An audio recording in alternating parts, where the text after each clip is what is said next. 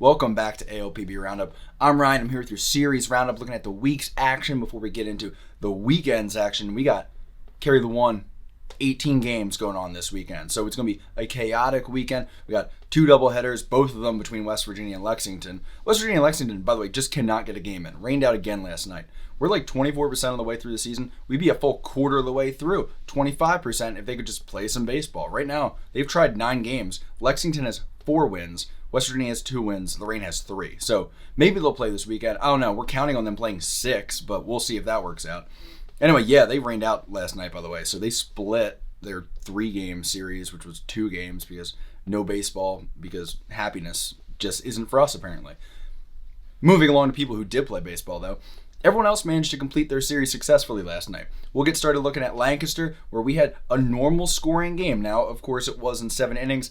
The 7-inning game, I think, was agreed upon in advance. I don't know what the deal was with that, whether it was just like the Ducks being like, hey, man, no. Because I've seen 2 like random 7-inning games. Both of them were the Ducks. So I don't know if the Ducks are like affectionate toward a certain rule where they can agree to play 7 innings. I don't know what the deal is there, so I'm going to need to do some research. But anyway, 7-inning game. Barnstormers jumped out to a 5-1 lead, held it through the 6th, or into the 6th. The Ducks got an RBI single off the bat of Clint Freeman to make it a 3-run game. In came Scott Schumann to get the save in the 7th. He's looked great for Lancaster, entered with a .75 ERA. Only earned run of the season came in his last outing in West Virginia on Saturday. However, Hector Sanchez, he singled to open the inning before Schumann sat down Daniel Fields on a 4-pitch strikeout. Jesse Berardi, he worked a walk, but he gets thrown out second on a fielder's choice. So now we got runners on the corners, 2 outs, Ducks down to their last out in this one. Schumann, he appeared to pitch around Steve Lombardozzi, which is understandable, loads the bases, opting to face LJ Mazzilli. Mazzilli, though, makes him pay. Singles to Caleb Gindel on right. Ball skips under Gindel's glove. I think it was a wet grass situation. 3 runs scored to tie the thing. The very next batter, pinch hitter Ben Ferris, he singles to score Mazzilli from second. Long Island grabs the lead. Michael Tonkin enters for the Ducks after that. He seals the deal. Hector Sanchez throws out Devin Torrance, attempting to steal second to get the last out of the game. Tonkin, that's his 6th save. His ERA is down to .71, complementing his .868 whip. Absolutely crushing the season. Joe Iorio, he got the start for the Ducks.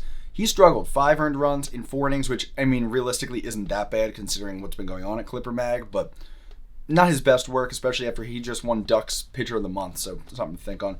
Long Island, though, their bullpen put together 3 scoreless innings to make this win possible. Cody Boydston, he looked good for Lancaster. He allowed no earned runs in 5+ innings of work.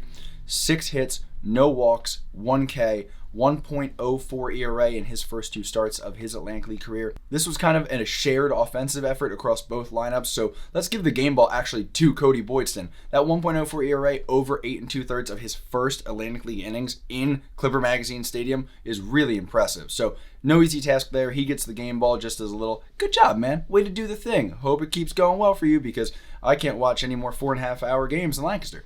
The Ducks take 2 of 3 for the second time in as many series with the Barnstormers. This is the last first half game between these 2 teams. They will play 19 of their 60 second half games against each other. So familiarity, I'm sure that won't get testy. Gastonia, they salvaged the final game of their 3-game home series versus the Blue Crabs, snapping the Blue Crabs' 6-game winning streak with a 9-4 win. Austin Glorious got hit hard in this start for Southern Maryland. He gave up 8 runs, including a Mike Asinski grand slam in the first and a Mike Pappy solo home run in the second. He only lasted 3 innings, walking 6 and striking out 4. He now has a 6.67 ERA, allowing 8 walks per 9 and 10.3 hits per 9. That's a rough way to open your season if you're Austin Glorious. He's got... So he does have... I don't want to just completely dump on the guy. He's got something like 10 strikeouts per 9. So there's potential there, and if he starts getting less balls out of the zone, can start working the corners, actually hitting the corners when he's throwing at them, that's going to put more pressure on hitters. I think it's going to bring down his hits per 9 and his walks per 9. He could be just fine in this league, but he just has to settle and hit the zone. Different topic for a different day, maybe.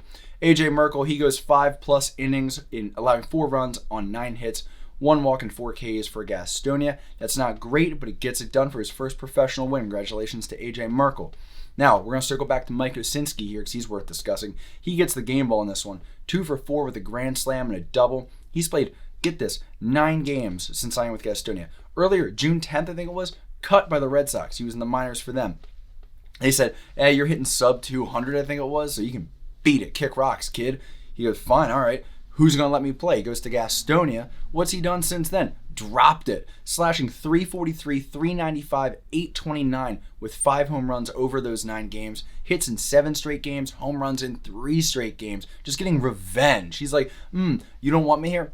I disagree with that decision, and I'm going to make you watch me hit homers. Mike Kosinski killing the game. Moving right along, the Rockers also salvaged Game 3 of a home set as they beat the Revolution in a dramatic one, 9-8. This was a crazy game. Rockers entered the 8th with a 9-0 lead. Got that lead thanks in part to home runs from Jerry Downs and Jake McGowan off of York's Austin Steinfort, who had a terrible outing. Steinfort allowed 8 earned over 5 innings, walked 9, struck out 1, 9.75 ERA for Austin Steinfort. Look for something to need to happen there because that's not the result they expect from him. They expect him to be a top half rotation guy, I believe. It's just falling apart over there quickly. On the other hand, the Rockers got 6 shutty from Bryce Hensley. 3 hits, 4 walks, 1 K. 6 shutout on 1 K. Bryce Hensley, whatever. Sure, do your thing, dude. However, the Rebs got 4 runs back in the 8th off of a JC Encarnacion single, a Jack Kenley triple, and a Ryan Shaffey wild pitch. So 9-4 heading into the 9th when a Darian Sanford 2-run triple, another triple, by the way, okay. And Jan Sanchez 2-run dinger made it a 9-8 game. In the 9th, it's getting stressful. Stressful? It's getting stressy? Stressful? Someone grab a stress ball. Preston Gainey, he enters the game. No stress for him. Faces Carlos Castro, June Player of the Month, named by ALPB Roundup. Never cared. Pop out, 1 down. Encarnacion, ground out, 2 down. Walks Tyler Hill, have the base. Never cared. Johnny Field makes an incredible diving catch coming in from center to retire Walner Espinal and puts an end to the madness. 9-8 Rockers hang on to win. That catch was so good. He went 0-for-3 with a walk. Doesn't matter. Game ball. Johnny Field game ball. He just got signed on the 30th. So this is his second game with the team, first game with the team, 2 days after getting signed. That's the point. All 3 game ball winners tonight signed in June by their teams. So yeah, we got a lot of guys getting signed out of the Atlantic League, but the guys that the Atlantic League teams are signing onto their rosters are actually delivering. So you gotta love that. We're going to take a look at our standings here. Southern Maryland, they've lost their winning streak, but not the North Division lead. They're 17-14, 1 game above Long Island in the WinCom. They're going to be battling this weekend. Looking forward to that one. The Barnstormers, they sit 2 games behind Southern Maryland at 15-16 with York 2 games behind them. Lexington, they've actually lost 2 out of 3 now going back to, through this 2-game series, back to their high point loss to end that series. They're still 6.5 games up over the rest of the South Division with a 19-8 record. Just doesn't even seem realistic compared to what else is going on in the standings here. The Rockers are 14-16. They sit behind them. They're 1 game above Gastonia in the win column with West Virginia at the bottom of the division, 8 games behind Lexington at 11-16. Looking ahead, busy holiday weekend here. West Virginia will host the Legends for 6 games in 4 days. That series is going to feature doubleheaders on Saturday and Mondays to try to make up those rainouts that I mentioned earlier. The Blue Crabs and Ducks, they're going to battle for that North Division lead on Long Island, 4-game set there. The Ducks took 2 out of 3 the first time those 2 teams got together. High Point visits Gastonia for 4 games as they try to get back to their winning ways because High Point's on like a 2-week-long slide right now. I mean, they were leading.